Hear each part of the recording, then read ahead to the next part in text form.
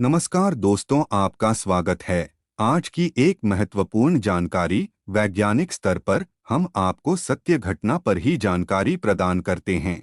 किसी की भावना को ठेस पहुंचाना हमारा उद्देश्य नहीं है, बल्कि सत्य से अवगत कराना है। 5 बावरी महायोगी और महाविज्ञानिक थे। ये मेरी एक छोटी सी खोज है।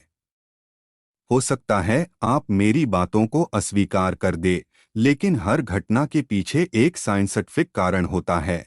ये तो कोई भी नहीं नकार सकता है। आज का टॉपिक है 5 बावरी के पास बंदूक कहाँ से आई। हमारे ऋषि मुनि भी महाविज्ञानिक थे, जो कि सनातन है, यानी वो सच जो सृष्टि के आरंभ से ही है और अंत में भी वही रहेगा। हमारे ऋषि मुनियों ने ही ब्रह्मांड की खोज हजारों लाखों वर्ष पहले ही कर दी थी, लेकिन आज का आधुनिक विज्ञान उसके बराबर कुछ भी नहीं है। हमारे वेदों पुराणों में सूर्य से लेकर चंद्रमा और चंद्रमा से लेकर पृथ्वी तक की दूरी हजारों लाखों वर्ष पहले ही लिख दी है। लेकिन मैं बात कर रहा हूँ 5 बावरी के पास बंदूक कहाँ से आई। देखिए, जैसा आपको बताया या सुनाया जाता वैसा होता नहीं है।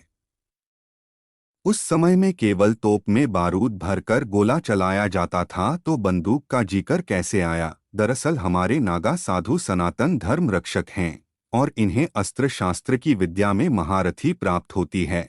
जिस समय 5 बावरी की लड़ाई मुगलों से चल रही थी, उस समय नागा साधु पास के जंगल में बैठे तपस्या कर रहे थे।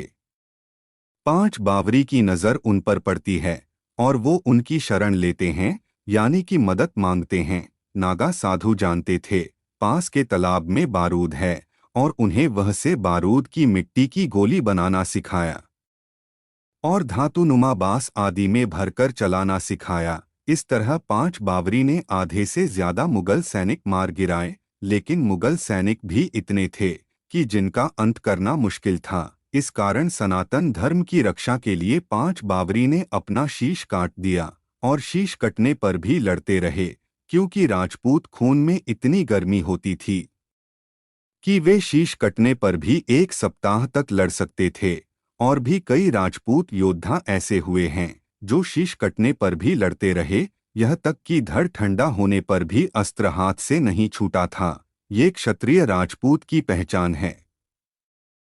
इस जानकारी से ये समझ आया कि पहले के समय में भी टेक्नोलॉजी थी, ज्ञान विज्ञान था। शास्त्रों में ब्रह्मास्त्र, नारायणास्त्र, पशुपत्स्त्र आदि ये परमाणु और थर्मोन्यूक्लियर बमों के पौराणिक समकक्ष कहा जाता है। हमें अपने वीर योद्धाओं के बारे में गहनता से अध्ययन करना चाहिए और उनके बलिदान से प्रेरणा लेनी चाहिए। मैं आशा करता हूं आपको हमारे द्वारा बताई गई जानकारी पसंद आई होगी और अच्छी लगी होगी। ऐसी और अधिक जानकारी के लिए हमसे जुड़े रहे। वीडियो को अंत तक देखने के लिए आप सभी का धन्यवाद।